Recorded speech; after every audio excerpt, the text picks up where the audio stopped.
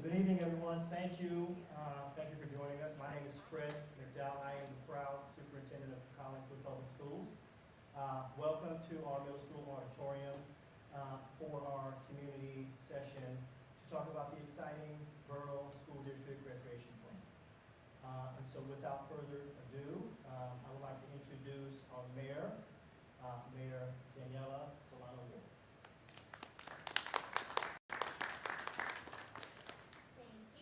Hi to everybody watching from home. Hopefully you will be able to see this up close. This PowerPoint, what we're going to present tonight, will be made available, the whole thing, on district and borough websites tomorrow. So you'll be able to see it, zoom in, go back if we went too quickly on something. There's also at the end and if you're here in person, you probably received a little piece of paper that has a feedback form for you to ask questions, post your feedback, and there should be a link to that on the YouTube channel if you're watching this from home for you to put your feedback. There will also be a box in Borough Hall and the library for you to post feedback, ask questions. If you want an answer, put your email on the back so we can get back to you, all right?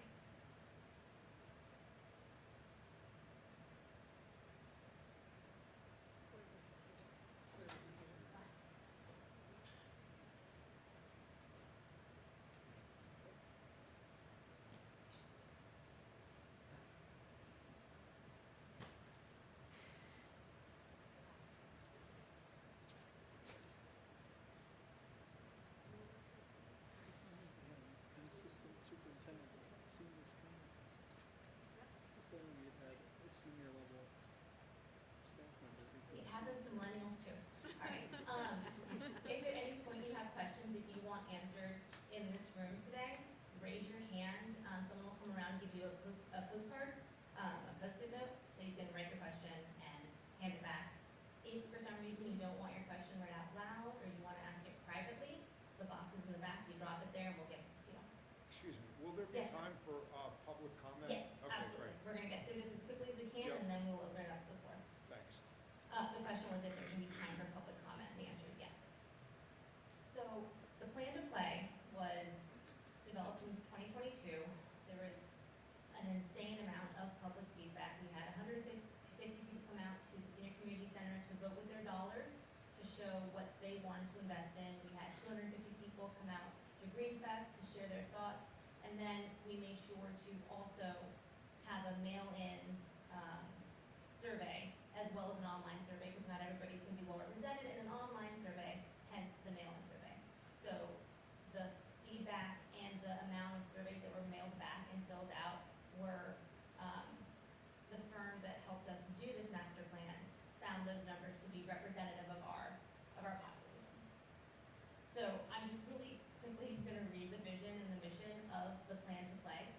The vision was for a thriving community with abundant opportunities for everyone to engage and connect. And the mission behind all of this continues to be to offer enriching activities and amenities that are adaptive to change and promote wellness and community spirit. There was a very active steering committee that helped put this plan to play together. It had a broad range of stakeholder input, and this presentation that will be made public tomorrow is also going to be going out through our rec department, through to the heads of all of the different niches of rec. Obviously the mines, soccer, Little League, youth theater, all of the rec offerings that we have, all of their mostly volunteers, their directors are going to be able to have their feedback as well.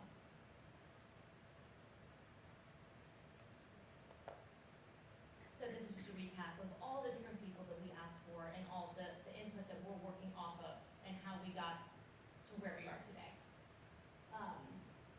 What we list here as, upgrades to the high school field and track, Odyssey of the Mind, team programs, music programs, more programming for adults and seniors.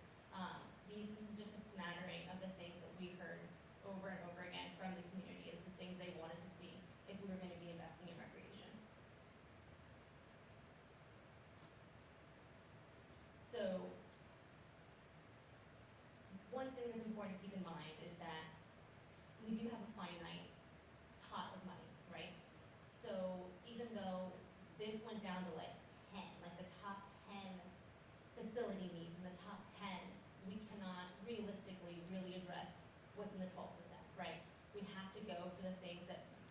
people really coalesced around. So for facility needs, the biggest responses were for public playgrounds, night park upgrades, and indoor rec space. For programming and operational needs, it was an improved partnership between the district, the borough, and the night park board of trustees. You know, the ones who help control and facilitate all of our green spaces. An investment in space for Odyssey of the Mind, adult programming, as I mentioned before, and a field reservation system. I'm gonna take that field reservation system and make it a field and facilities reservation system, because it's not just fields, right? Not everybody's using rec for fields, and we understand that. The highest priority investments, trails, natural and nature parks. A big part of all of this is Night Park right now has a lot of fields. We use it for a lot of field activities. With a turf field behind the high school, we would have the ability to take some of those sports and put them back behind the high school and the middle school and give a little bit more breathing room to the park to be a park, which is one of the central tenets of the Night Park Board of Trustees, is to honor Night Park as a park. So trails, nature parks, and bike trails, and a pocket park, which when this was written, the pocket park was still an idea. Now we've checked that one off.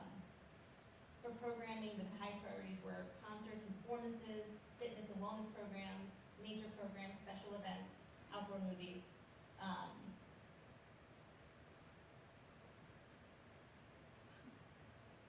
What we're not gonna hear a lot about tonight are the investments in Night Park. Not because they're not happening, it's because that's a separate conversation that will have stakeholders from the district, as well as the borough, as well as Connect 2020, which was the wonderful plan that we had to try to make bike lanes and walking and really make it easy to not get in your car, and how we can kind of work that master plan into the Night Park upgrades.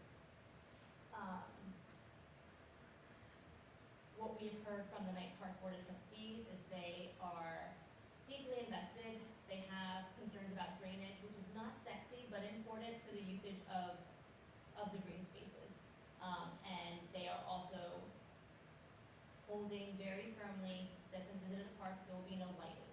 So we need to be realistic about the fact that without lighting in Night Park, if we want to be able to do events, if we want to be able to play at night, whatever sport it is, whatever activity it is, we need somewhere to do that, and having facilities behind the high school, middle school available to the public will offer us that.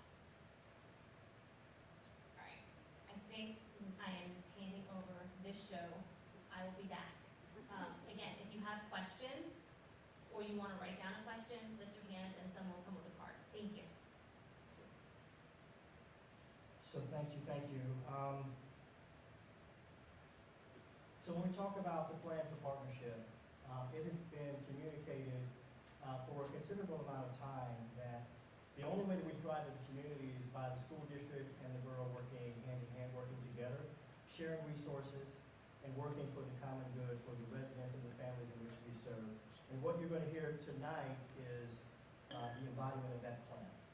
And so our focus is working in active partnership to move the goals and the objectives of the borough's rec plan. And as a partner, how can we use the resources of the school district to be able to accommodate and check off as many of those boxes as possible given the finite resources that we both share. And so we're using the rec plan as our foundation in order to establish key priorities and action steps. And then ultimately we are using the funds that were approved back in April from the borough in order to move forward on as many of those goals and those objectives and those actions as possible. And so what does that consist of? It consists of modernizing existing spaces. And so the borough will fund pretty significant improvements to the middle school and the high school athletic space behind the middle and the high school. And so this will enable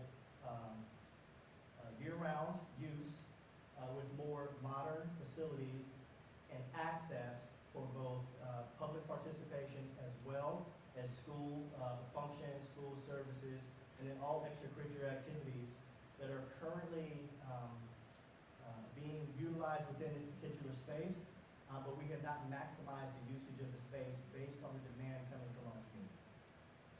And so in addition, the borough will also fund the purchase of the former Good Shepherd site.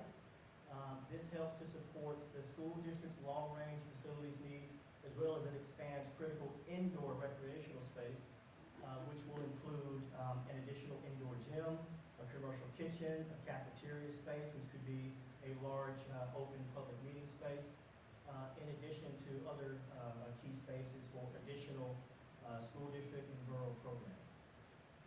And one of the other pieces that we're excited about is the opportunity to expand and build an ADA compliant, inclusive playground also at that location, paired with opening up all of the other school district playgrounds for public use after school hours, which ultimately increases our community's access to outdoor recreational space. We want to make it much easier for community members to be able to go to these green spaces without having to travel as far, to make it more walkable. And then ultimately, moving into a shared service agreement where there will be guaranteed usage of these different spaces dedicated for not only recreational programming and also school-based services, but also there will be time and space allocated for other programs that are currently not necessarily being served. And so anyone that has been behind the middle school or high school field, you know what it looks like, and so we will not belabor what it looks like today. But what we will share is what's the reason why we're talking about the middle and the high school athletic fields. Simply put, is that the fields are no longer able to sustain the demand and the needs, not only of our students, our student athletes, our students during the school day in their health and wellness classes, in their areas and spaces to be able to congregate, but it also does not meet the demands of our community, whether that be for public events, community gatherings, competitions, as well as recreational sports. And so there is limited usage of the existing field. The natural grass field does not support long-term continued usage over and over again. Hence the reason why there is a limited access to the main field in the center of the property. There's poor drainage, resting water, which is also problematic. The current track is outdated, and it also does not allow, due to its size and the limited lanes, to be able to host competitions, which puts the students of Collingswood at a competitive disadvantage from all of their peers. In addition, the grass, multi-purpose fields and the softballs, those need to be resurfaced in order to make sure that our young people, as well as our community members, do not injure themselves due to holes, rocks, divots within those spaces. In addition to limited participation based on porta potties, lack of concession, and lack of definitive infrastructure needed to support large numbers of individuals within our community when they gather. There's no student press box. And so really quickly, I would like to give a public shout out to the wonderful student filmmakers of Pause TV who graciously are filming this event this evening. We want to make sure that our talented filmmakers have an opportunity to be able to capture those moments within our community in a professional space, in addition to being able to document when there are community events appropriate to the needs of our town.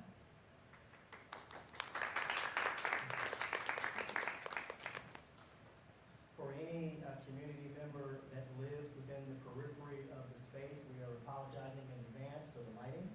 The sports lighting is outdated and often serves as a nuisance for neighboring homeowners. And so the new systems would help to alleviate a lot of that community disruption. In addition to ensuring that all new spaces significantly improve ADA and emergency vehicle access, as well as security, wireless, with ongoing maintenance and storage. And so this is what is called a concept drawing in order to outline an overhead aerial of the space. And so we have engaged architects and engineers for many, many years, going back as far as 2017. For those of you who have lived in Collingswood for a substantial period of time, when the old stadium was torn down. We began those conversations about how could we best utilize the space, and over the years we've continually evolved based on ongoing feedback from our community. And so some of the recommendations that are in active discussion that we still need community feedback in order to be current in our estimation is reorientation of the fields, the conversion of the current natural grass football field to a multi-use turf field, construction of an 8-lane rubberized running and walking track in order to be able to allow for folks to be able to walk, to run, for myself to barely jog, both during the school day and after school for our community members to have a safe space to be able to exercise and participate in competition when necessary. Based on continued feedback from our community, in order to limit the disruption or negative environmental impact, a decision was made to recommend more natural grass and green spaces opposed to enveloping the entire space in turf. And that is based on continued feedback over the last several years from our community. And so grass, soft field, and multi-purpose fields is in direct response to feedback we received about limiting the environmental impact. Construction of a concession stand with storage, construction of bathrooms, a 1,500-seat grandstand with a student press box in order to make sure that individuals that are coming to the space are not burdened by having to stand around the field and not being burdened by not having a visible sight line to be able to participate in what's happening on the field, as well as safety and school pride with ADA ramps, stairs to make sure that we are being accessible to all of the visitors of this new space. The installation of a state-of-the-art sports lighting system to help decrease the disruption to neighboring households around the property, with sound, ongoing on-site maintenance and storage as well. And so when we think about design, and I'm actually going to walk with you. And so we wanted to make sure that we were painting the appropriate picture by showing what are some of the design features that that we're talking about. And so all of the spaces that you see are our neighbors or our direct competitors. And so when we talk about an artificial turf field, we're just showing you an example of that particular design feature. Grass, multi-purpose fields, and softball. Those photos are courtesy of Cherry Hill East High School, 2024. And so we're not talking about long and far off and disconnected from our neighbors. We're talking about 15 minutes down the street. 1,500-seat grandstand in order to welcome our visitors so that they have a safe, comfortable place to sit, to cheer on their team, to cheer on the marching band, to participate in community events. Track for those who are interested in that level of participation, including our student athletes.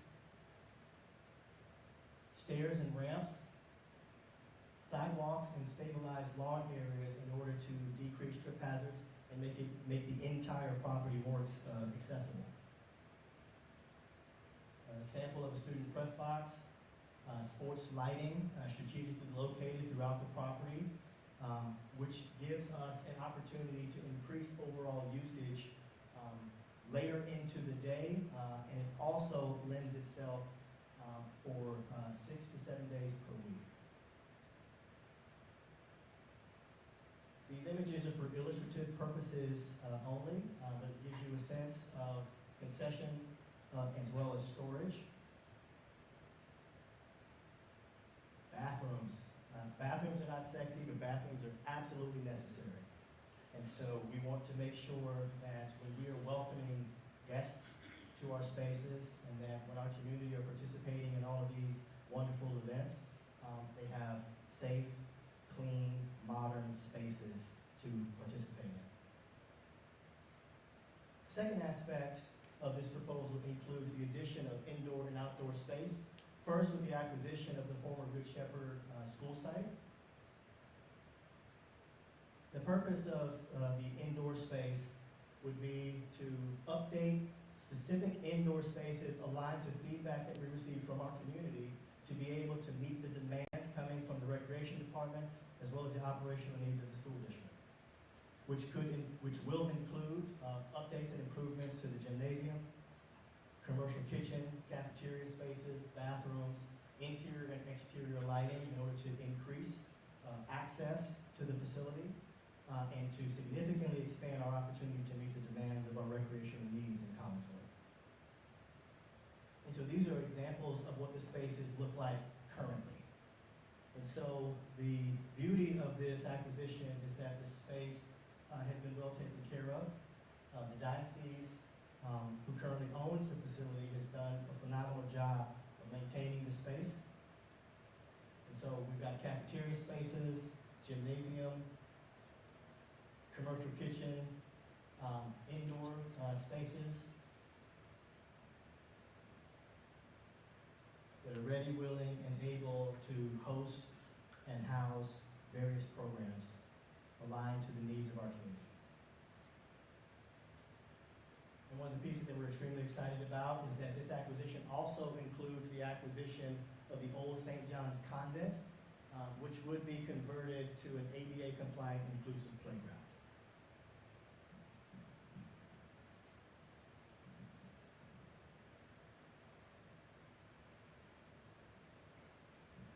So the price tag, right? Very important question. These are still estimates. We have not moved further along in bids because all of this would have to go to bid because of the price of it. The district as well as the borough has to comply with all of our rules as to how we bid out projects. The high school, middle school athletic fields, $10.5 million ballpark. $2 million ballpark for the acquisition of Good Shepherd and the building, the tearing down and then the building of the new playground, which, if your math is good, that's a 2.5 left for Night Park. There are 10% contingencies in both of these numbers already accounted and built in. When you build, things are more expensive. That's just what happens. So we've already accommodated for that.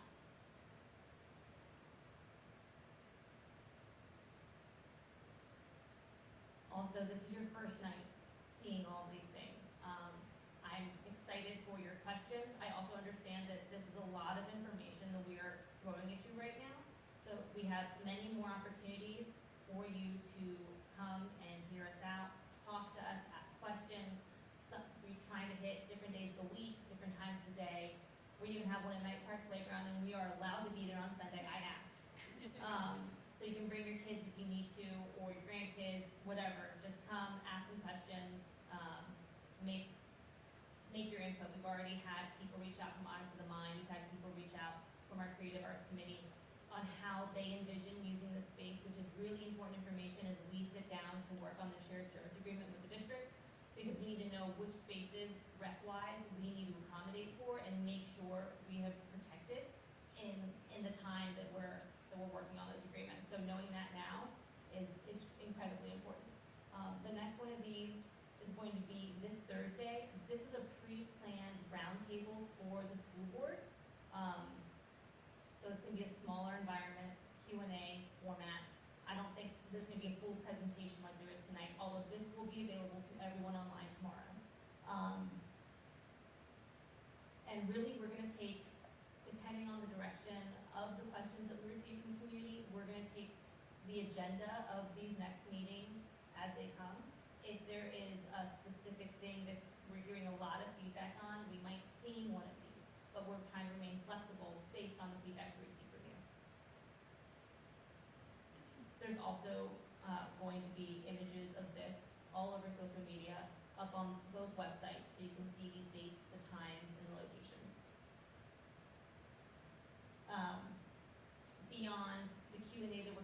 this up to in just a few minutes. We're gonna have orange boxes set up at Borough Hall and at the library with a stack of note cards next to it.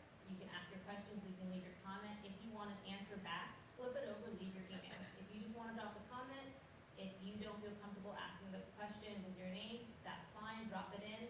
And we're gonna put all of these questions together so we can see what are the common themes, what are the things that the community really cares about. We've tried to put these boxes in places that are open at different times, on the weekends. You can also just email me.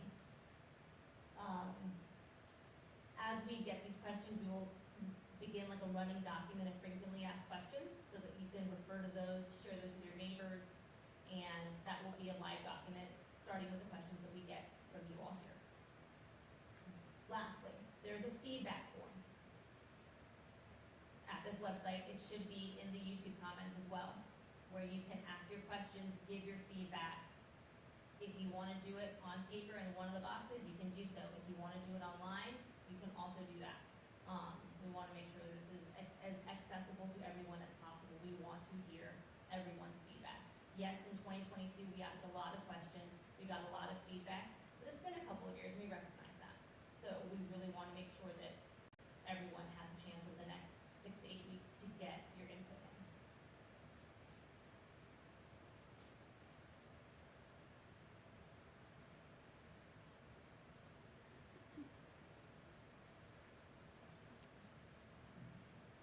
Thank you, Dr. McDowell and Mayor Solano Ward. So I don't think anyone had any index card questions for us. So this is a little bit awkward because it's technically a board meeting because we have a quorum here. So what we're going to do is go into public comments and we'll try to massage the rules a little bit so that it kind of lends itself more to this situation. So a little bit of procedure here. Let's see. Can I get a motion from the board to exit committee of the whole? So moved. And a second, please. Second. All in favor? Aye. Okay.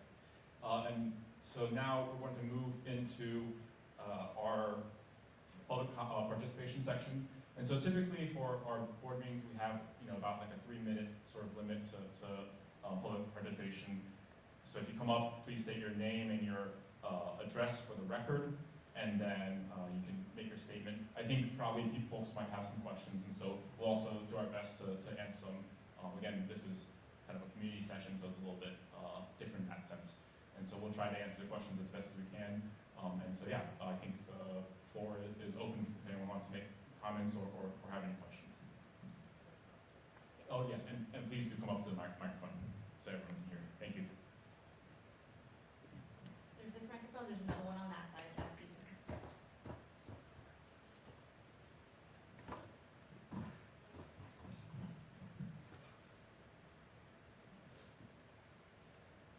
Hi. Yeah, Kevin King. I live at 117 Edison Ave, which backs up to the Good Shepherd property. I have 2 questions, if I could. I'll try and stay under the 3 minutes. The first is, so it would be the school, the purchase of Good Shepherd would be the school and the convents. What about the rest of the property, the parking lot, obviously not the church, but the parking lot and the other outbuilding? Would those be included, or would it just be on the corner of Lee's and Atlantic?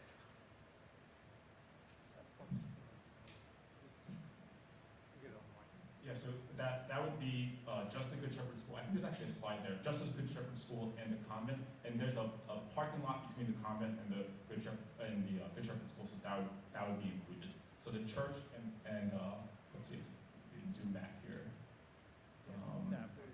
Oopsies, go for it.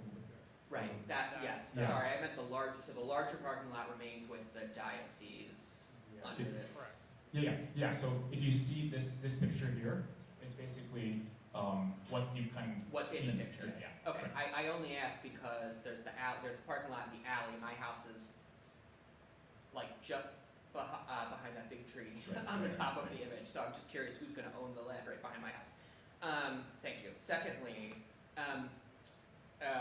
why demolish the old convent for the playground? I understand that the parking lot serves use currently, but I guess my inclination information is, number one, it's a building that's there, and as I understand it, both the borough and the school district are tight on space. And the secondly, that, you know, it's a beautiful old building, it exists, you know, it would cost money, of course, to renovate it into something else usable, but just curious into the decisions that went into tearing it down in favor of the playground.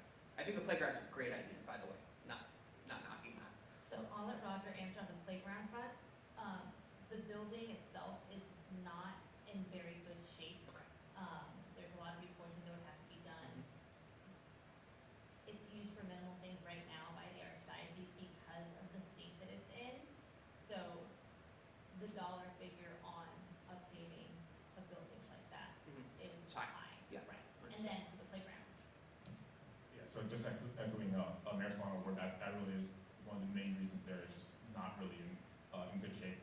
But then the playground, right, one of the things that I think folks have talked about is that, you know, right now, if you just look at the Good Shepherd building with the parking lot, there isn't really any outdoor space. Sure. And so that, I think, would be a major addition there, and also, you know, it'd be good for just everyone's use, which is Yeah. really our goal there. Yeah, I don't think it's a bad location, I was just curious about the metrics that went into the thought to demolish it, so, thank you both, Yeah. appreciate it. If you, I'll also want to add that we did have a referendum last year, and a lot of feedback came that if this ever were to become a school, how can I have a playground?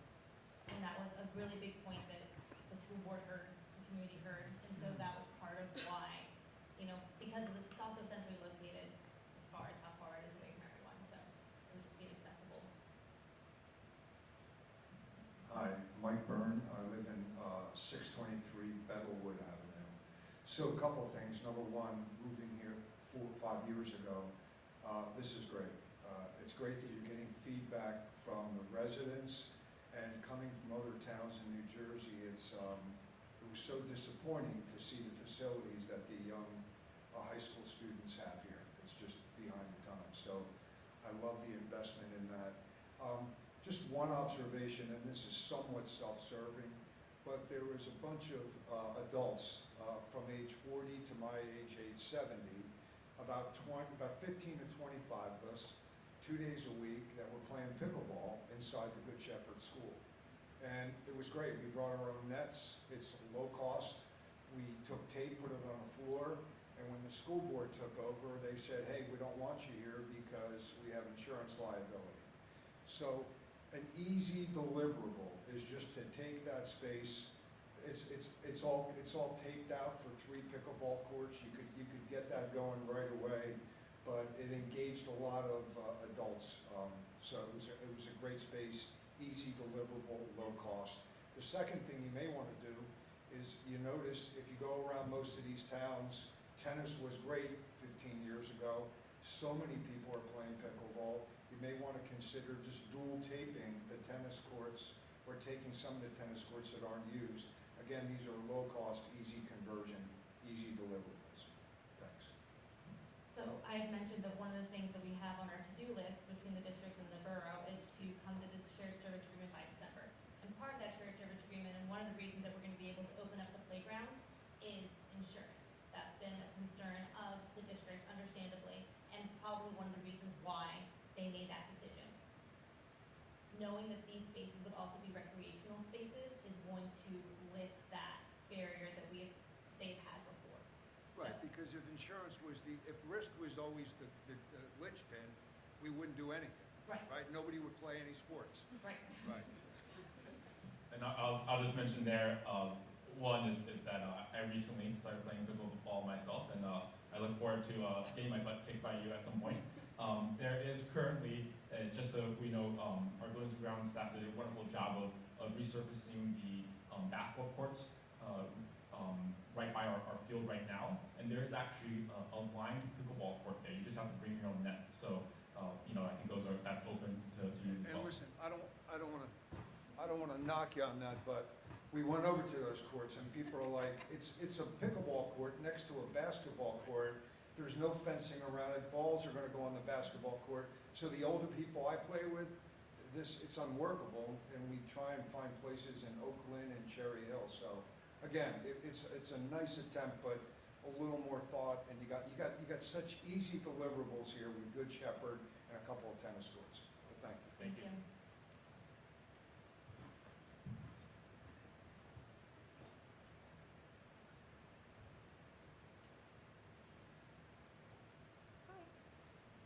Hi, Ellen Rosenholz, 130 New Jersey Avenue.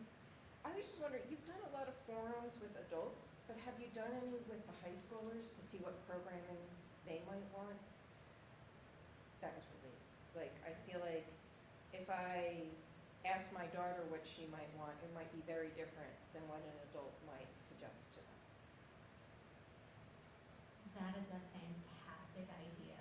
That's not something that we currently have planned, but we're early in this process. Oh, wait. So I can speak to that. And so, February, it'll be 5 years since I've been here. And so twice a year, we go to every school and we talk with our students at every school in order to get their feedback.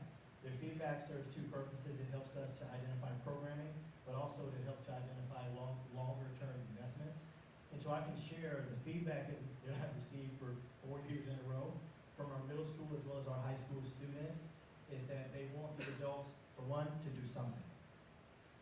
They want to make sure that there is a sense of pride within these spaces. And so when they go to compete against other schools, they see the investments in other communities, and they simply want our outward investments to be consistent with the things that we say that we value, which is that we value our young people. They also want to make sure that they're not at a competitive disadvantage when they're playing in these diverse spaces. And so, for example, there is a significant difference in playing on turf versus playing on grass. And so our students want the opportunity to be able to make the necessary adjustments so that they can represent our community well. They also want to make sure that there are additional opportunities for the students that are not participating in school sports to have some outdoor green space on the weekends, in the evenings when it's not being in use. And so we talk to our athletes as well as our non-athletes. We have an award-winning band. They want a space where they can showcase their abilities and they can actively compete. We also have students that are in performing arts. They would love to actually perform outside as well as indoors. And so the feedback that we've received is that they want spaces that allow for flexibility for them to create new programs rather than be told we have to continue waiting. And so we will have another round of student feedback that's coming up between now and January, which will help us as well.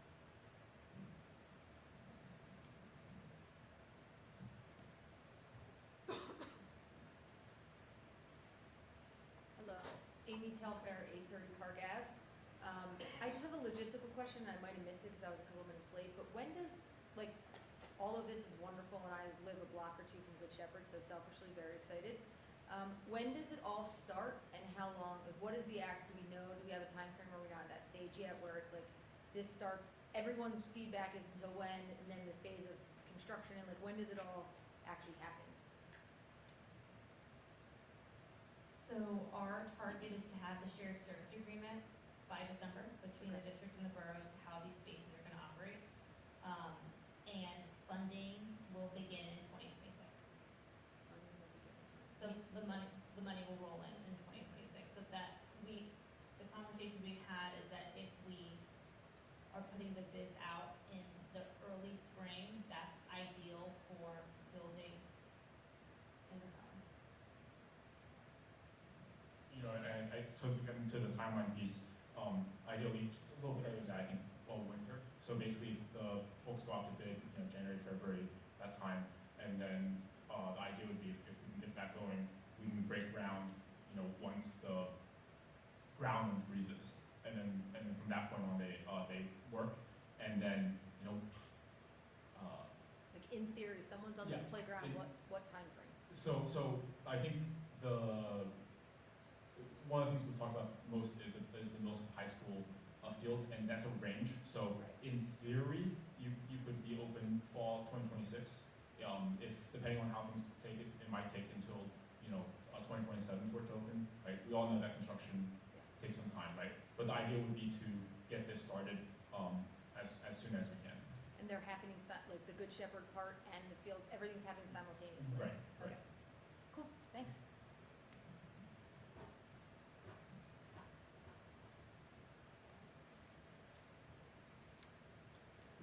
Hi, Jeff Tomasi, 1001 Park Avenue.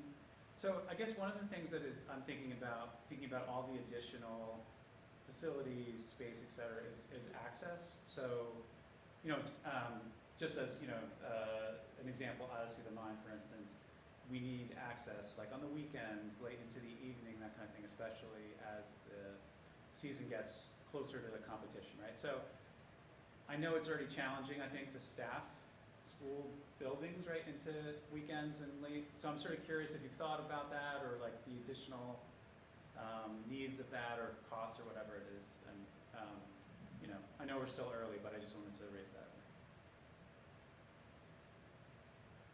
So this is a conversation that I've had with the superintendent, is that the borough does not have a building and grounds department. In fact, we have a shared service agreement with the district to clean our facilities. But the school district does have a building and grounds staff. And that's part of what's gonna go into the shared service agreement, is how we're going to pay to have someone to keep these doors open, to have this programming in the evenings, because that's when, things are happening, right? It's after school, it's on the weekends, so that's definitely something that the building is of no use if it closes at 5 p.m. every day. We understand that. So that's something that we are calculating for and saving for and making part of the plan. Okay, thanks so much, appreciate it. So while Jeff is walking back, what he's really asking is that, are we going to support one of the best Odyssey of the Mind teams in the world? Yes, we will.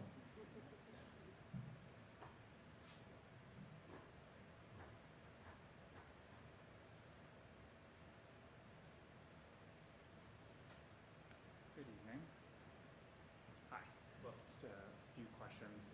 First, Name, address, please. oh yeah, sure. Justin Young, 814 Park. And just down to the right of that picture there, on the other side of the church parking lot. Couple questions. First off, I think the plan is great. I love hearing about this working together, the borough and the district. One of the things, though, is the agreement open to elementary school playgrounds. Would they become available as well? Yes, and so one of the components that we're talking about in terms of gathering feedback is to make sure that we completely understand where the need is. And one of the topics that is part of this plan is, above and beyond the new playground, is to open up existing playgrounds within the community. And so working out that shared service agreement and insurance coverage to make sure that there is consistent coverage for longer periods of time, that's what we're going to be working through between now and December. But the plan calls for all of the existing playgrounds to be provided after school hours, public access. That's great. Secondly, if I could just follow up. With Good Shepherd, I guess I have a couple questions. I think it'd be great use as a rec center. That, to me, everything about that screams meeting needs, and even a playground and everything inside, from basketball courts to everything else. The question I have is, it seems almost transparent, the idea that the potential for it to once again become a school at some point. And I just want to share some concern. I don't know how that ends up running for X number of years as a rec center, which is such a dire need in the town, in the borough. And then if the school board just decides to have it become a school again, what happens? How do those things shift? There has to be some kind of forethought about what other properties are there, right? If it's consolidating schools, then how does another elementary school, how does that even happen? Are we back to a referendum? Are we back to that kind of like closing schools kind of thing and making it a rec center? Because that's a lot of investment we're making in a rec center, but then we'd have to then spend all that money again if we were to do something different with it. And that concerns me. because we're all talking about it as if, keep hearing it over and again, that it's an inevitability, and I just want to ask that question.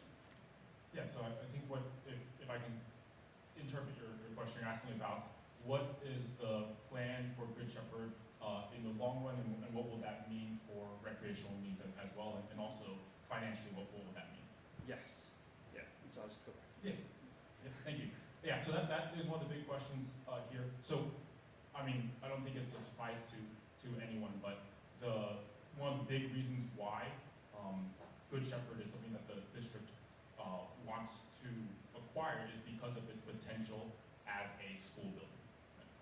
It is one of the youngest elementary school buildings in this town. It would, with appropriate renovations, allow decades of use in a really amazing configuration that we don't have in any of our other elementary schools. So I don't think that's a surprise to anyone. Now, right now, the school district does not have the funds to basically meet all of the Department of Education requirements to make this into a school building, right? But it's one of those things where having this building in our facilities allows us to plan for and slowly work towards that position where we can update it. As a rec center, right? You know, most times, I think a lot of times when I drive by, say, Boys and Girls Clubs, right? Either, you know, on Hatton when I'm going, you know, into Philly, you know, through Camden, or, you know, in the city, they're closed during the day, right? Because people are in school. And so it's one of those things where I think one of the reasons why it's really, I think, helpful for us to think about how the school district can work with the borough and recreational needs is that a lot of times buildings that are just for rec needs remain empty during the day and then get used during the night. And so if we have schools, like an elementary school, right, where that can be used in a day and then do the recreational needs at night or during the weekends, that's, I think, a really optimal use of the space. So that's not to say, for example, that there might not be some changes that need to happen. For example, daytime pickleball might have to shift, right, when this becomes, you know, if this becomes a school building, right? But I would say that I think overall, because of the way just people's time works, you know, school during the day, recreation during the night, that should work out in many ways. Did that answer your questions there? Were there any other pieces that we mentioned? Not necessarily. Okay, good. So I would also say that part of the district owning this building is that they will have building and grounds they're not magicians, but they do have time available. And so if they're slowly hacking away at little improvements, those improvements still stand. Those improvements are still there. Like that they don't vanish if it becomes something else later on. So I think it would be, I don't think it would be fair to characterize any improvements made to it now as a waste for later because they are improvements that are being made and being enjoyed right now and will still be improvements in 5 years or in 7 years or whatever. Hi, Harold. Matt Craig on the Buildings and Grounds team, and one of the things I did want to add on to this is that in this building, we have school and classes, and then there's rec that happens in the evening. So rec basketball happens here, rec wrestling happens here. I think if our elementary schools had full gymnasiums, they would be getting used in the evenings as well. We just don't have the space currently to offer those rec things. So that's one of the big reasons why we want to bring this into the fold is because it allows us to offer those things within the community. And our building spaces right now just don't allow for it. And just to clarify, that's Matt Craig, board member on the Finance and Grounds Committee. Could I just add on, Amy Telfair, 830 Park Ave. So I think what your question, which I'm interpreting it, so correct me if I'm wrong, is the money that's being spent on Good Shepherd in order to make it what it works for the next however many years is not also being thought of for the future use of it at some point, right? So like, I think if you look at the slide that it was 2.5 and then 10.5, was it 10.5 was the whole other portion, Good Shepherd's 2.5. of the 2.5, you're not spending money that doesn't make sense to be used if and when it becomes a school. I think does that make sense? So let me see if I can answer the question. I think that at the, That's the buy, sorry, that's just the buy, correct? And to tear down. right. So there's a few items I think that's really important. And so, Collingswood School District, we have a full service, buildings and grounds team. So much so that other school districts contract with us. So we have shared service agreements and contracts with 6 other school districts where we're using our professionals to be able to provide them support, because we have carpenters, electricians, plumbers, we have all of those individuals on staff. And so our buildings and grounds crew generates revenue that then goes back into supporting classrooms. What we shared at the onset of this meeting was that the nature of partnership is to leverage the collective resources of both the school district and the borough for long-term partnership. And so we are, in essence, building the plane while flying it as it relates with what does that partnership look like moving forward. And so any discussion around investments would be in long-term thinking. And so we're not looking for continued start and stops. We're looking for how do we support the recreational needs of our community in the long term. And so the investments that we make to the facilities, specifically the Good Shepherd, the bones are really good. Most of the work is cosmetic in terms of the interior. The cost for the building to receive what is called a certificate of occupancy for a school are all things mechanical. The roof, heating and cooling, electrical, building of an elevator, all of those invisible things that really makes a huge difference, but they cost a ton of money. New windows. And so when we think about those core pieces, the building is currently being used for school district operations, recreational programming, community organizational rentals currently. We'll continue to do so. We will be able to utilize our buildings and grounds, our leaders are in the back, to be able to continually update that particular facility internally based on the collective needs of the recreational needs now, as well as long-term goals that we might have several years out.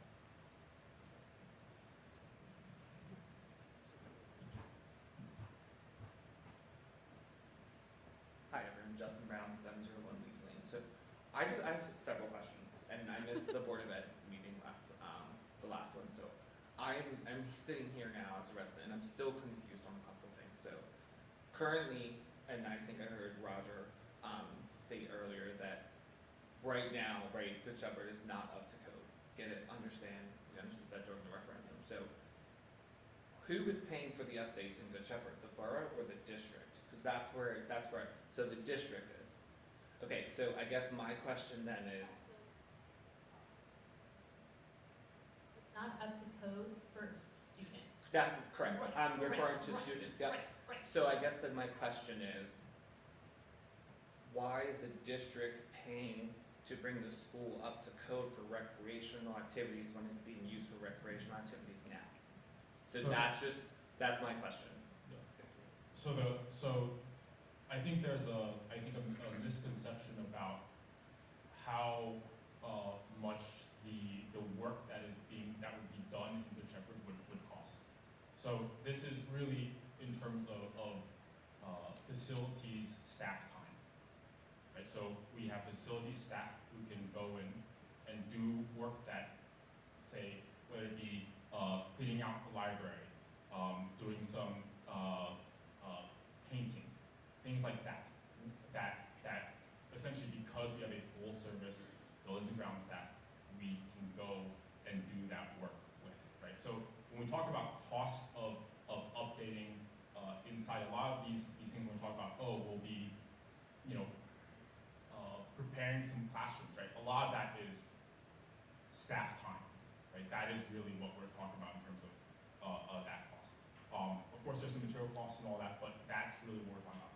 I think we have to make sure that we're not thinking about the millions of dollars it would take, for example, to redo the roof at HVAC, redo the electrical in order to support an elevator and so forth, right? Those are the pieces that would need to happen in order to make it into a school building that the Department of Education would approve, right? But that's not stuff that we necessarily need now for our current uses and for the borough uses. Does that answer your questions? No, 'cause my question is, I understand what you're saying, Right. right? And that actually makes sense.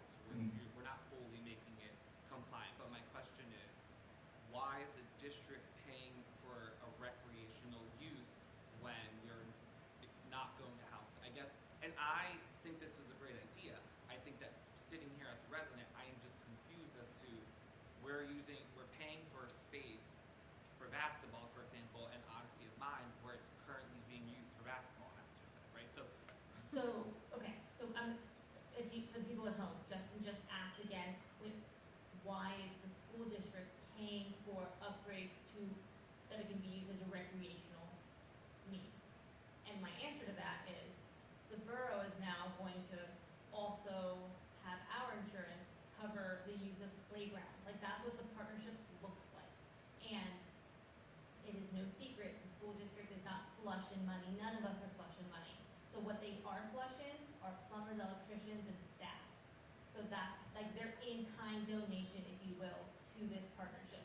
The way that the district is putting into, the borough is putting into the playgrounds and into these things. It's just part of the give and take. I think it's also important to note that the school district central offices are housed in Good Shepherd.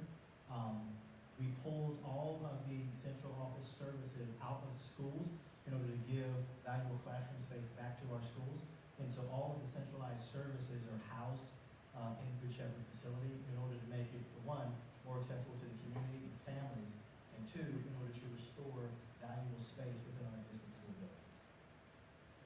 And one last thing for the next question is, I also want to mention that I think for a long time we have thought about in this town, since I've been here, as a borough and a school district. And I want us to understand that it's all our tax money, right? Whether the borough's paying for it or the district's paying for it, it's all our tax money. And so one of the things that we looked at here in terms of the rec plan is the understanding that in order for us to meet the needs of the whole community, the borough and district had to come together to work together in order, for example, to be able to open up our playgrounds for use outside of school hours and so forth, right? And so I think that's one of the things where I really want to challenge us to think about this as how are we coming together as a community to meet the needs of our community, and I think this idea that it's borough versus district or whatever is I think a little misguided here. James Jimiewski, 258 Woodlawn Ave. I'm actually going to piggyback this gentleman. I'm glad I had to go first. You're talking a lot about, we're talking about what are we doing with the building and who's separating what and when it's happening. So like as it's a rec facility, the school is then going to own it, correct? So therefore, all risk associated with anything happening with that building is then going to fall on the school district. So the last board meeting we were at, we were told about the Winslow incident where a water line broke. So my question is as you're going through these conversations and developing your plan and partnership, who is owning the risk in all this stuff? Who's going to mitigate that? Because if it's a clear ownership of the school district's going to have to foot that bill, and then it's going to snowball into taking more stuff away from the children. And on top of that, again, that's one big, let's call it capital problem. Another internal one where we keep talking about buildings and grounds effectively maintaining that additionally. Buildings and grounds are already extended into 3 other school districts? 2? Shared services, Shared services. we have the shared service agreements that are with other districts, some of them are very focused. on, Right. Like you have this your person has this license, which mine doesn't. Right. So it's on an as need. So it's not like they're out there every day. It's when they call, our team can go and schedule to go out. So, Right. yeah. So even then, what we're doing is adding more stress and more we're trying to extend more resources out of an already stretched resource, if I'm following that right. So are we then now looking at increasing more payroll in order to accommodate the needs of what this new building's gonna be? And like, my concern is if something does happen when in its rec interim, windows blow out, right? I don't think that the school district has the capacity of going and replacing windows in-house. It's gonna have to go out to bid. Where are those costs gonna be associated? And is that something that's gonna be discussed in the shared service agreement as to what type of risk mitigations are gonna be taking place, aside from insurance? Insurance is one thing, but I mean, someone's gonna be carrying more costs of insurance on the end of at the end of the day anyway. But like, in the interim, why is the school gonna take ownership of it when it's a wreck? Why not wait until the risk is actually at hand, not when it's not being used for the school district? So, first answer is that it is being used for the school district currently, and it will continue to be used for the school district, even after this purchase. Our administrative offices are inside, the Good Shepherd building. The other piece too is No, that but- the other piece too is that, yeah, the risk and all that stuff is some of the stuff that we're talking through with the shared service agreement. I mean, of course, that is one of the things that we need to work with. You know, I think what the gentleman just mentioned is I think a really big worry, I think, amongst the school board, which is what happens when X, Y, or Z freak thing happens to one of our school buildings. And right now, currently, as it stands, we have no answer. There is no answer. If a water main line breaks at one of our elementary schools right now, we have no answer. I'm just being very honest here. Right? So one of the reasons why we, I think in the district, are working towards creating flexibility, both, you know, because we can meet a need for the town recreationally, but because we need to address our facilities, long-term facilities view, is that we need to give ourselves options to address our aging school buildings. And this is one of those steps to it. It's a multi-step process, but it's one that we absolutely have to take in order to, I think, prepare the district for the future. Roger, how do we ask questions? How do you want us to? I mean, like, as board members, community members, like, how do we? Okay, well, I just didn't know if it was an official right now. Hi, Megan Mikulski, board member and also 124 East Side Avenue. So I wanted to talk about property taxes. So since the property is no longer going to be owned by the diocese, I'm assuming that any kind of religious institution tax exemptions are going to fall away. So are there, or am I wrong about that? Schools don't pay taxes on property. Right, so the properties, the playgrounds, everything like that, we're not gonna incur any kind of like a tax burden? Okay, thank you. And likewise, on the borough side, because it was already a church, we're not losing anything for what we earned because it was already tax exempt. Hi, Kara Boiler, 90 Summerfield Avenue. So I'm gonna hit probably at least a half dozen points, sorry. The first one is for buildings and grounds. They are amazing. Thank you, John and Brandon in the back. I wanted to also follow up with one of the questions about staff for the building. What kind of staff would be needed? I would happily love to give buildings and grounds more support in terms of staff. I know we're always stretched thin, but it would be great if we're going to take on an extra building that they have all the support that they need. The second one is I was an art history major. My professors wanted me to go into writing about American architecture. So while I do love the convent building, we also have to agree that sometimes a building has exhausted its use over time. Sometimes it cannot be, you know, cost effectively renovated to be a space that could be used. So I love that the borough and the district took the feedback from the community about adding a playground to the Good Shepherd space. As much as it breaks my heart a little bit to see a building torn down, thank you for that. And for Good Shepherd space, I was curious about the opportunity to add within this calendar year programs such as Odyssey of the Mind, because I'm coaching, I would love that.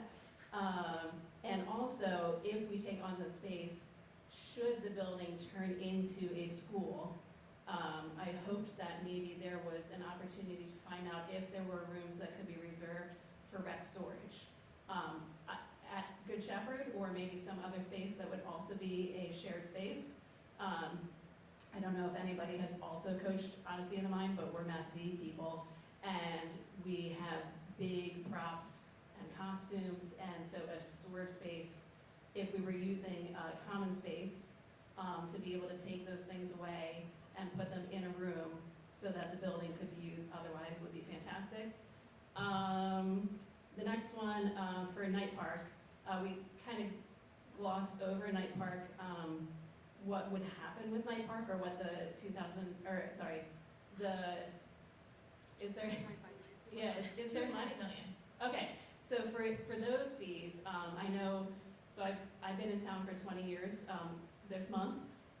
So I wondered about, the playground space. I know that back when the original, if you wanna call them a board, oversaw renovating the playground space, that they wanted to add, playground equipment for older children. The people that ran that, their kids outgrew the space, they weren't invested. So if there was room to add playground equipment or some kind of use for older children, that would be fantastic. The next one, sorry, at the athletic fields. I love the vision. I'm gonna, at the ire of every sports parent that is listening to me, put myself as a semi-anti-turf person. I get it. It's a better field to play on. It keeps us current with the teams that we're competing against. However, if our move is to go to turf, I wondered, and I'll volunteer myself, as a parent who would love to be on a committee, to see rain gardens added to the backfield somewhere, to minimize runoff into the Newton Creek watershed, or the Newton Creek itself. And then the last question I had, which you probably can't touch on tonight because it's still kind of in work, but I was interested in, with this partnership, especially if Good Shepherd moves into a school building, whether or not the building, the district and borough would work on transportation again together. Thanks. All right, I'm just gonna remember the ones that I have answers to and go from there. Thank you, Kara, always so thorough. So that specifically about Odyssey of the Mind and the need for space, when this is sent out tomorrow morning, keep an eye out for an email from Jake Goodman if you are in the rec world, because I want that feedback on, we need 100 square feet. What kind of storage is your ideal? Like, those are numbers we need to know as we get into the shared service agreement about what kind of closet space, what kind of situation we have that, like, this space can be used for two things, and then we just kind of, you need half the room, you need a workbench. What are the needs of your activity? And that's what we are actively trying to compile. So please send that to Jake or send it directly to me so that we can have this as we're doing the shared service agreement.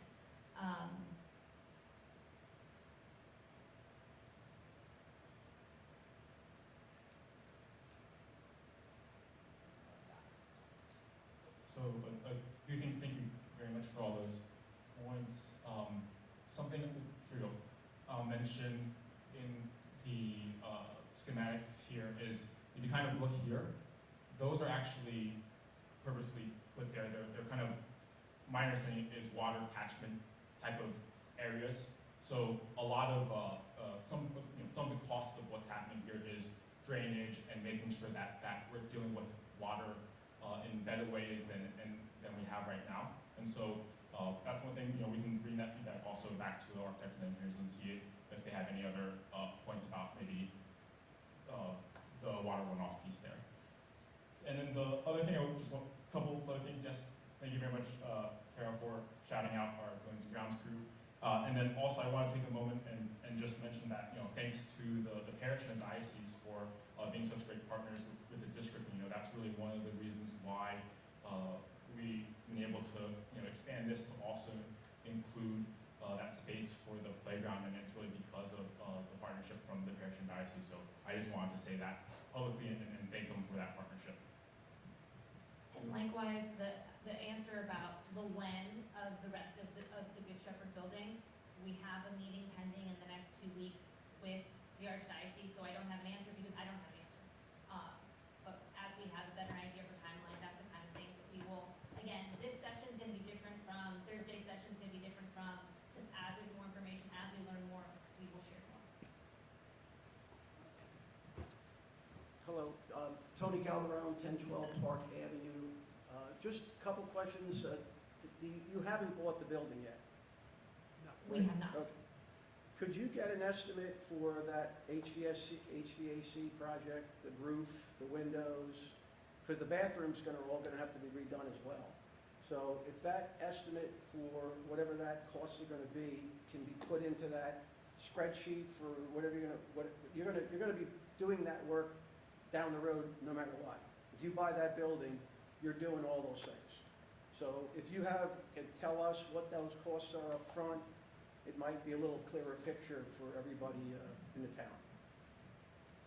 Thank you, Jim. So we actually did, scope out that whole project there, and that was part of the a referendum that we had put out last year in September.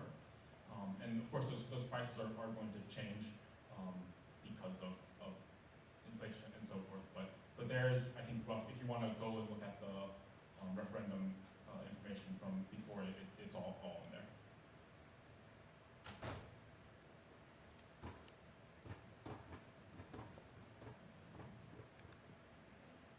Maggie Jamielski, 258 Woodlawn. I just have a question. We keep talking about tax neutral, which I understand why it's tax neutral.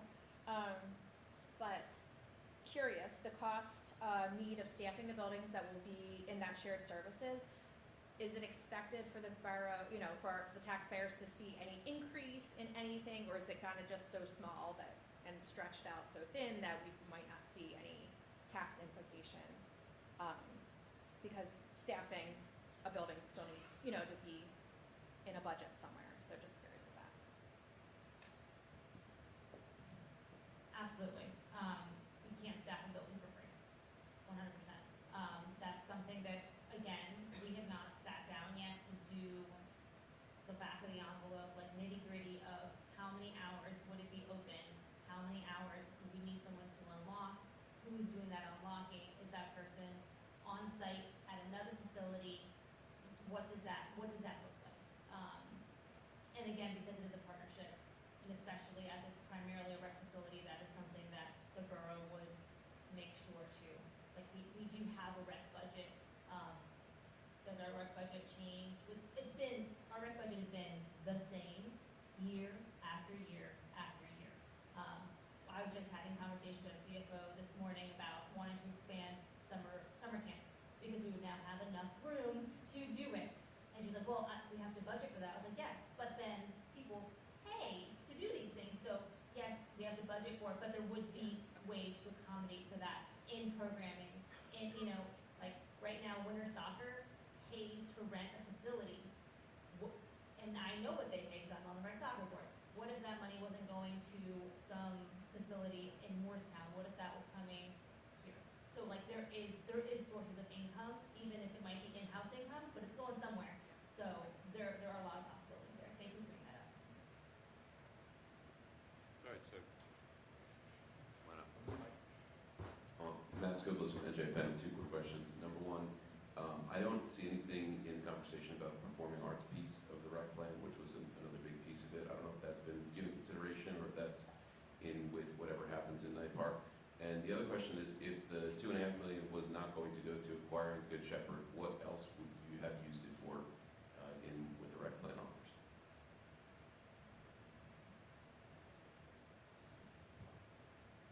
I'll address the performing arts piece. I actually have a call with the head of youth theater tomorrow, because she wanted to give her input as to this plan. So, TBD, but that's a conversation that is looming, and likewise, any other directors of youth or adult recreational programming, if you see this plan and you don't see where your activity can happen, we need to talk. We need to know that now. So like, wave the flag, send an email, let us know, because we don't want to, oh, oops, we forgot that one, right? So, that's on the radar. What would it have gone to? A pool in the middle of, no. I mean, I don't even think that's it could have gone to some places. Night Park, could have gone to Night Park. I will say, one of the things that was up here was the playground at Robert's Pool. And that's going to be part of another project, so it's not in this project, because we have to move around, we have to build a new water treatment facility there, and while we're spending all that money and digging all that up, that playground is going to get moved so that it's closer to the fence line and we can have a gate open to it so you can access that playground year-round.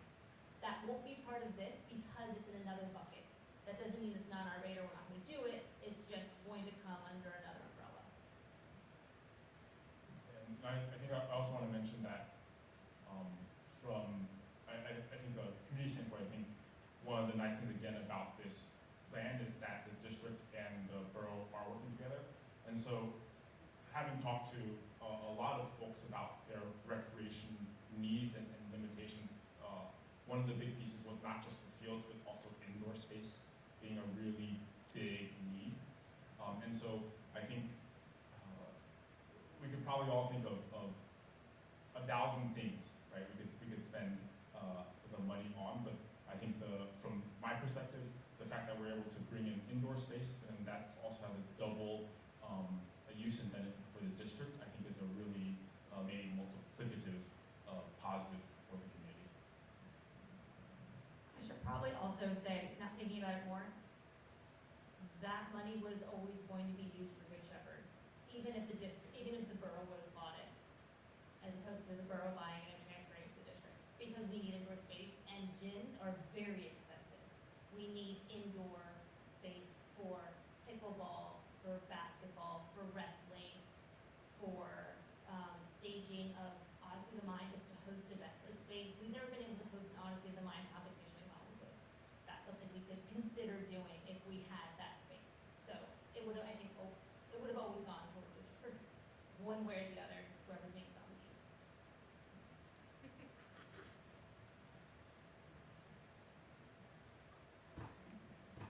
Hi, Matt Dwyer, West Franklin Avenue. Kudos for thinking about more and better ways to invest in our recreation programs for the town, so that's a good idea. The slide you had, 12.5 million.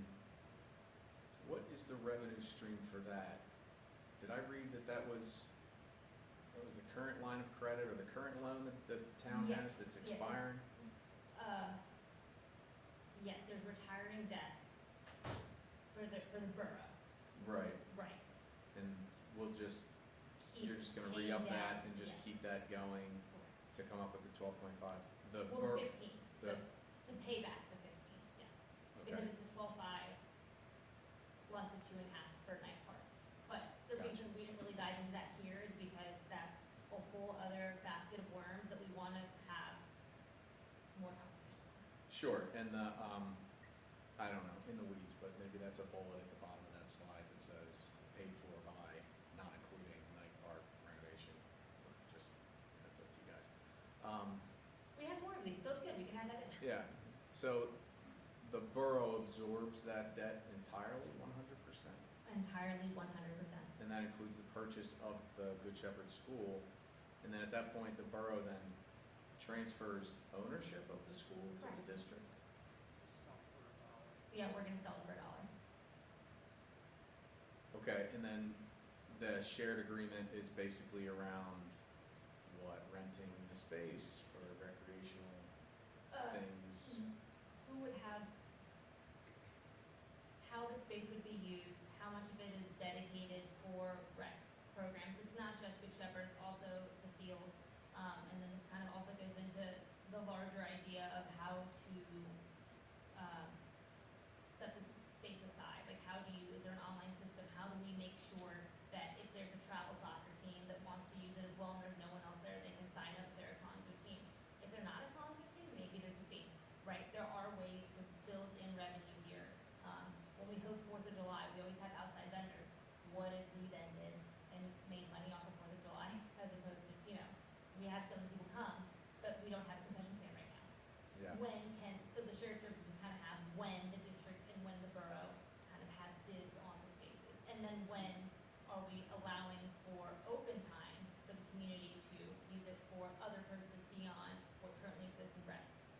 So I think that speaks to what I've heard as a complaint for, I don't know, the last 100 years, is that open time. Is because right now as a town, and again, for the last 100 or so years, our only recreational facilities have been owned by other entities. So like, you use the middle school gym, high school gym for rec stuff, well, that's owned by the district, so we are pretty much following the district rules and timelines and opening and closing hours, et cetera, et cetera.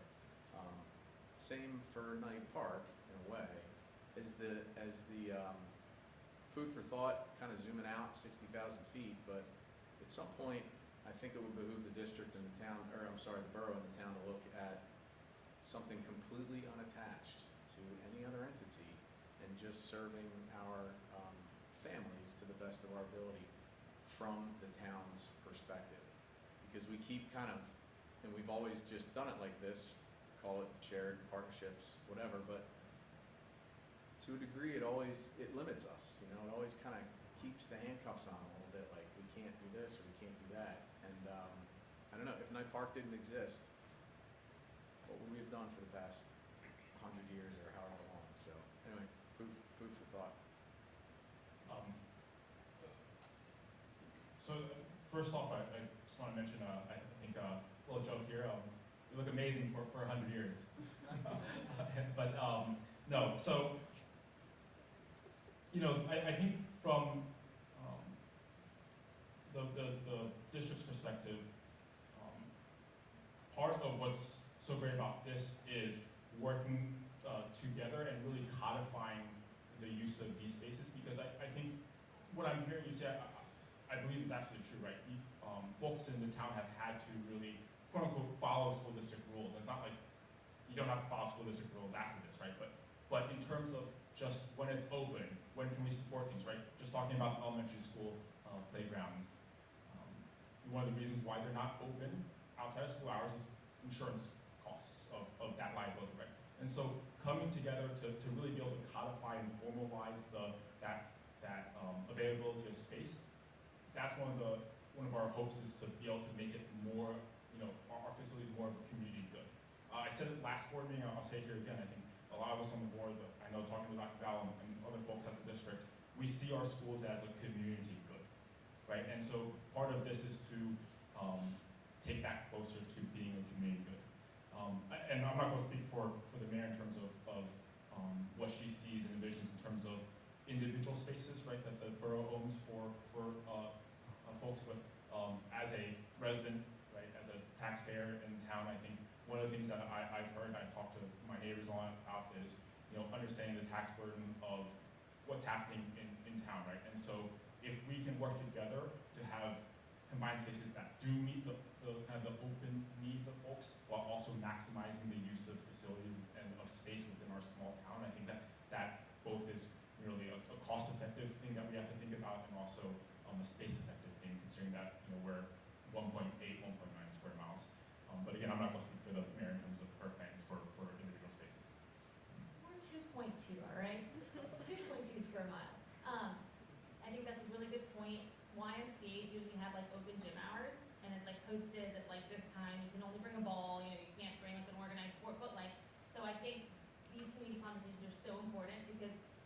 maybe part of this shared service agreement is, 2 Saturdays a month from this time to this time, these are open times for the gym, for anyone to come use, bring a ball, do what you're gonna do. Like, these are things that are important to try to keep in mind. Also, when you read the rec master plan, which finally, by the way, is no longer in draft form, the final is up on the website. There are no major changes between the draft and the final, there's just some typos being corrected and things like that.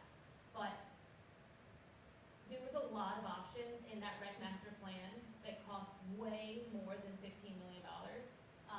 And a lot of this is also having the conversations with the Knight Park Board of Trustees that, and it's why it's in a separate bucket, is that $2.5 million, because that is a phase, right? That's doing some drainage that's absolutely necessary so the fields can be used to the best of their ability, and then what? So they are open to something like some sort of, I always dreamed of having a splash pad there, right? But they are open to having, as long as it's not a parking lot, they are open to it, right? So we can plan for these things, and if it's not this tranche of money, it was always meant to be a step process, and one of my biggest issues with the rec master plan is that it made it sound like we're gonna get all these things in one.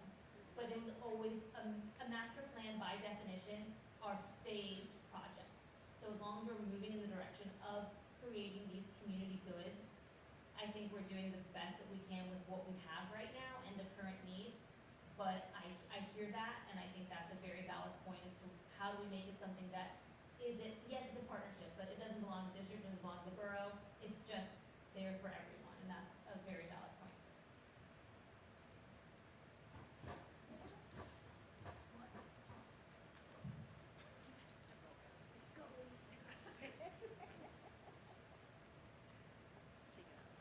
Sorry, I'm very short. Hi, I'm Lisa Caswell. I live at 128 East Linden Ave.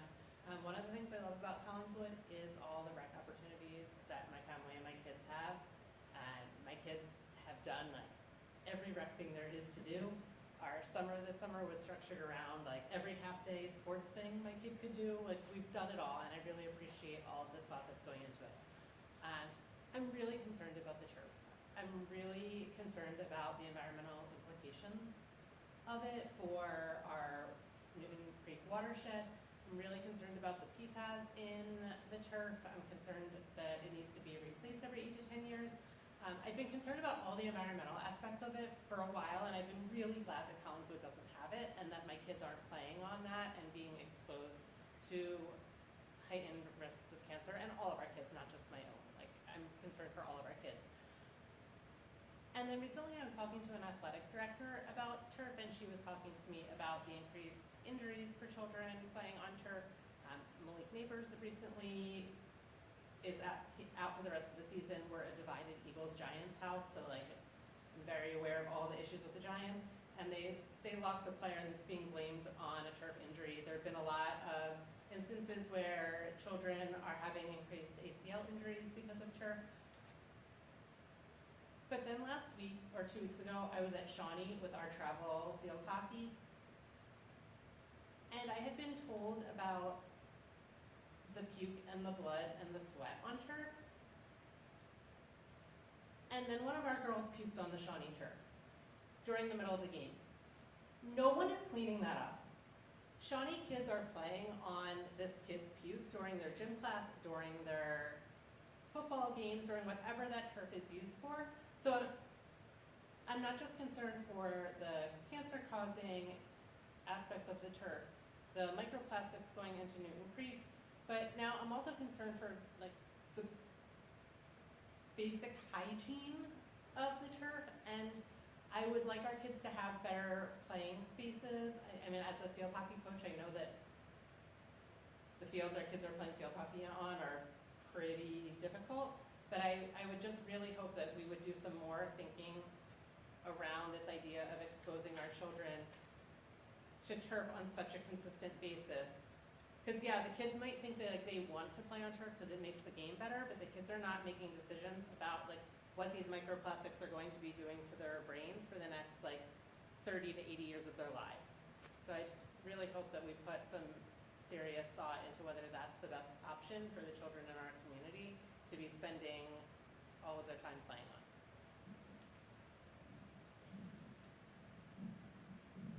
As you saw, we were taking a lot of notes as we were talking. I so. can send you so much more information about all the New Jersey towns that have actually banned turf. I was hoping that we would be in that bucket. If you have an alternative that we can play on 365, 7 days, like 7 days a week, 18 hours a day, I'd love to hear what it is and how much it costs. Realistically. I don't know that I have that's that answer, but I would actually rather my kids not play on turf and not play 365 days a year.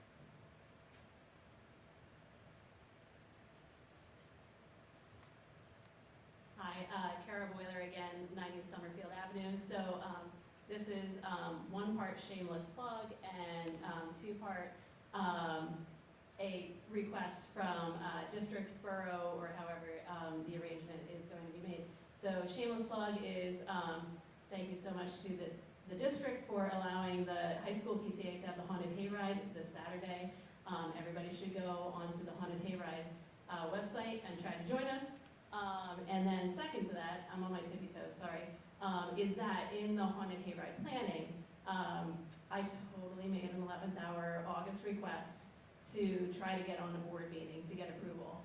And then we were told to push it back to September. As long as our plan was good, we would have no problems getting approved. So we also kind of delayed on putting a plan together. But we did have some pretty good documentation within a week or two of putting it forward.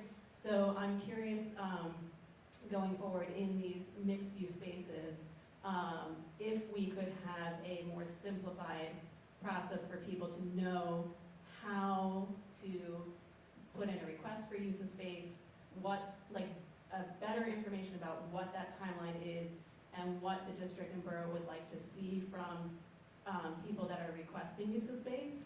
I feel like I'm pretty involved, but I totally missed the boat on all of, like, what would be needed for the PTA to request to use the backfields of the high school. So just maybe a lot more information, not exhaustive information, but enough information that people could go to a link and say, we want to use Good Shepherd, we want to use it on this date, and then letting the people know what kind of information you would like from them in order to get approval to use the space. Thanks. That's a great suggestion. Thank you, Kara.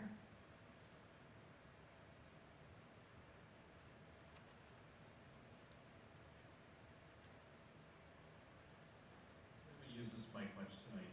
Matt Paz, 146 New Jersey Avenue.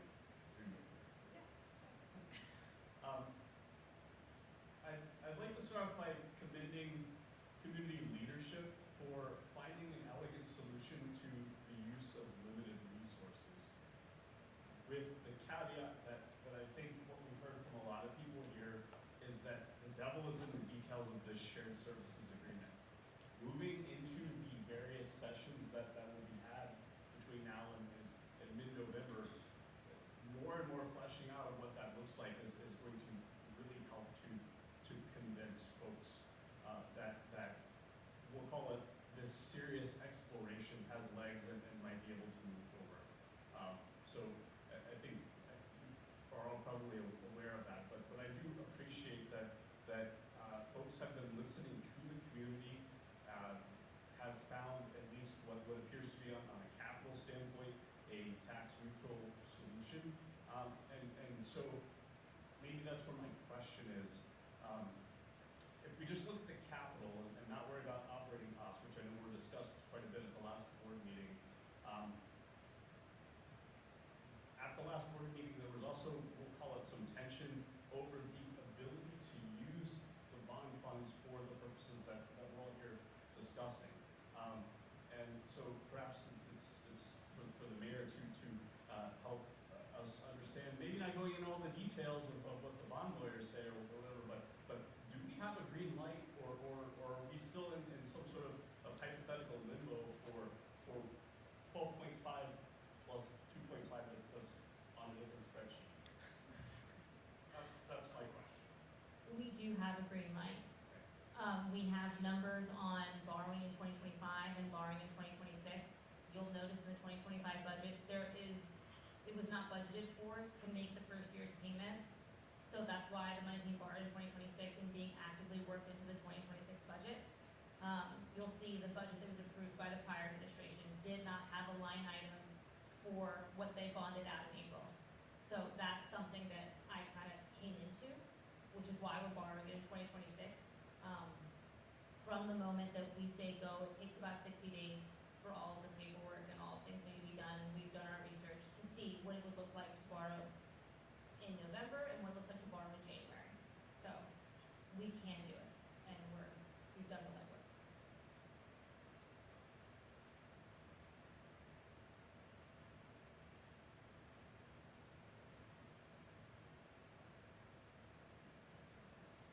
Going once, going twice.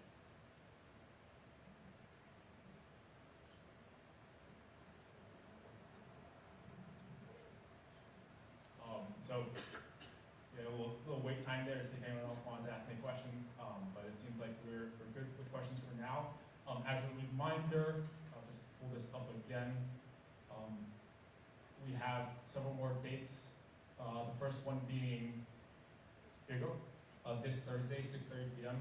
It's a school board roundtable at the library, and so we'll be there, very Q&A format, there to chat and to answer any questions. Thank everyone, thank you all for all of your feedback and your questions tonight.